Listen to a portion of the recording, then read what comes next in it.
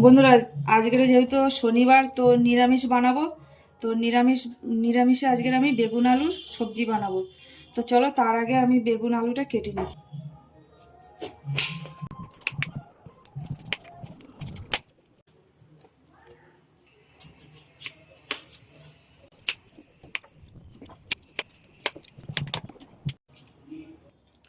আর এখানে কড়াই বসিয়ে দিয়েছি, আর বেগুন আলুর সবজির জন্য মশলা নিয়ে নিয়েছি। সাদা তিল, বাদাম, কাঁচা লঙ্কা, শুকনো লঙ্কা, ধনে, জিরে, এগুলো সব আগে ভেজে নেব। মশলাটা ভাজার জন্য খুব ভালোভাবে নেড়ে দেবো। মশলাটা ভাজা হয়ে গেছে, আর এবার নামিয়ে নেব। আর এখানে কড়াইতে তেল দিয়ে দিয়েছি, তো আগে আলুগুলো ভেজে নেব। আলুগুলো ভাজা হয়ে গেছে, আর এবার উঠিয়ে নেব। এবার বেগুনগুলো ভাজার জন্য দিয়ে দেবো।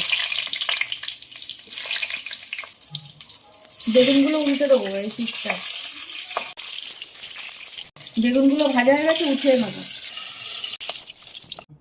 ফোড়নে দেবো দুটো শুকনো লঙ্কা, কালো জিরা আর হিং। পেস্ট করা মশলাটা দিয়ে দেবো।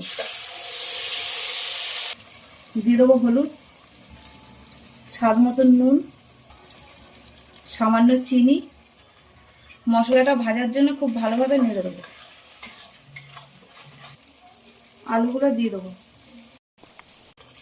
আলুগুলো দিয়ে ভাজার জন্য খুব ভালোভাবে নেড়ে দেবো।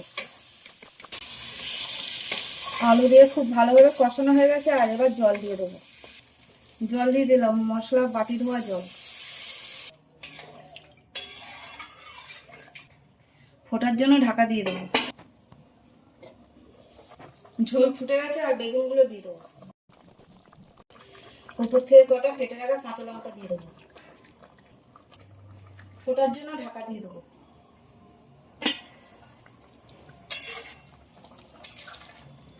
তো নিরামিষ বেগুন আলুর সবজি হয়ে গেছে, আর ওপর থেকে একটু ধনে পাতা দিয়ে দেবো। ধনে পাতা দিয়ে দিলাম। ধনে পাতা দিয়ে 5 মিনিটের জন্য ঢাকা দিলাম, তারপর নামিয়ে নেবো। তো বন্ধুরা দেখো, বেগুন আলুর সবজি কিন্তু একদম হয়ে গেছে। আর চলো, আবার অন্য কোনো ভিডিও তোমাদের সাথে দেখা হবে। আর তোমরা সবাই ভালো থাকবে, সুস্থ থাকবে। টাটা।